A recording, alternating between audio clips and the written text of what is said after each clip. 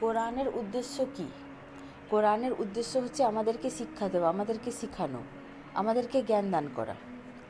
সূরা তহা 114 নম্বর আয়াত আল্লাহ সুবহানাহু ওয়া তাআলা বলছেন যে কোরআন পাঠে তাড়াহুড়ো করো না, আর বলো হে আমার রব আমাকে জ্ঞানে বৃদ্ধি করো।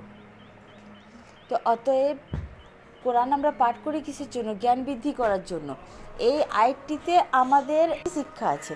আর এরপরে বলা হয়েছে, আল্লাহ সুবহানাহু ওয়া তাআলা বলছেন আমি আদম আলাইহিস সালামকে সংকল্পে দৃঢ় পাইনি। তো বলা হচ্ছে কি রাসূল সাল্লাল্লাহু আলাইহি সাল্লামকে যে আপনি কোরআন পাঠে তাড়াহুড়ো করেন না।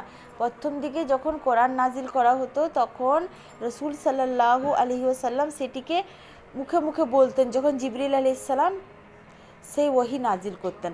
কারণ তিনি চাইতেন যে আমি সঙ্গে সঙ্গে সেটা মুখস্থ করে ফেলি, কারণ ভুলে যাই যদি, মানুষের এটা ভয় থাকে ভুলে যাওয়ার।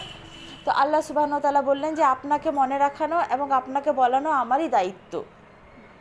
তো অতএব তারপরে এই আয়াতটাও নাজিল হলো যে আপনি তাড়াহুড়ো করেন না, বলেন আমাকে জ্ঞানে বৃদ্ধি করো। তো এখানে আমরা দুটো শিক্ষা পাই। 1 নম্বর, তাড়াহুড়ো করলে আমাদের জ্ঞান চলে যাবে, আমরা জ্ঞান পাবো না।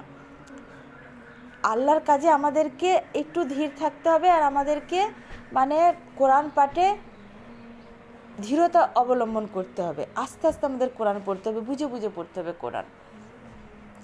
আর দ্বিতীয় কথা হচ্ছে আল্লাহ সুবহানাহু ওয়া তাআলা বলছেন যে আমি সংকল্পে দৃঢ় পাইনি। তো অতএব যখন আমরা তাড়াহুড়ো করব, কোনো সংকল্প করব, তাতে তাড়াহুড়ো করলে সেটিও আমাদের হবে না। সংকল্প করলে তাতেও আমাদেরকে সবর করতে হবে। এখানে আমরা দুটো শিক্ষা পাই।